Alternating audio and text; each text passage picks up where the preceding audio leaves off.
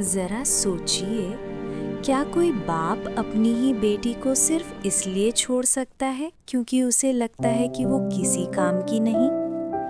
और अगर वही बेटी 20 साल बाद उसी बाप की जिंदगी का सबसे बड़ा सहारा बन जाए तो? आज की कहानी सिर्फ एक बेटी की नहीं है। ये कहानी है घमंड, पछतावे और कर्म के फल की।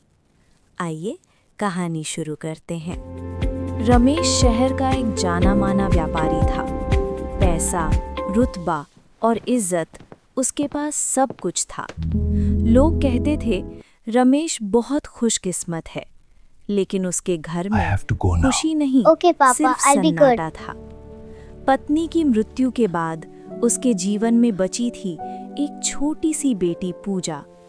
पूजा शांत स्वभाव की थी, कम बोलती, ज्यादा सोचती। किताबों में ही उसकी दुनिया बसती थी। कुछ सालों बाद रमेश ने दूसरी शादी कर ली।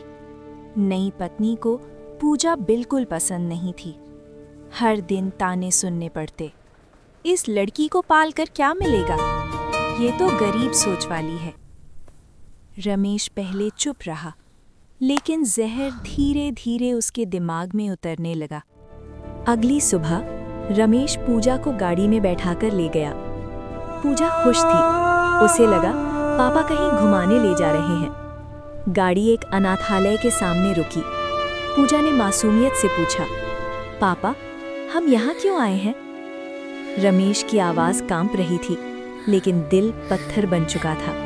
वो पूजा को वहीं छोड़कर बिना पीछे देखे चला गया। पीछे से पूजा ने बस इतना कहा, पापा, मैं रोज आपका इंतजार करूंगी।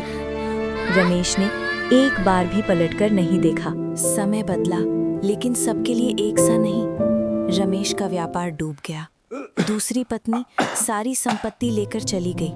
बेटा विदेश बस गया और बाप को भूल गया।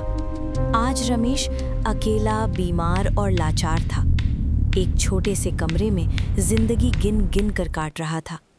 उसके पास बचा था तो सिर्फ पछतावा और बीती हुई यादें। मेरा नाम पूजा है। एक दिन रमेश को सरकारी अस्पताल लाया गया। वहां एक महिला डॉक्टर आई, शांत, सरल और सलीकेदार। डॉक्टर ने फाइल देखते हुए पूछा, आपका कोई अपना? रमेश की आंखें भर आईं। कांपती आवाज में बोला, एक बेटी थी, मैंने उसे छोड़ दिया। डॉक्टर कुछ पल चुप रही, फिर धीमे स्वर में बोली। रमेश फूट फूट कर रो पड़ा।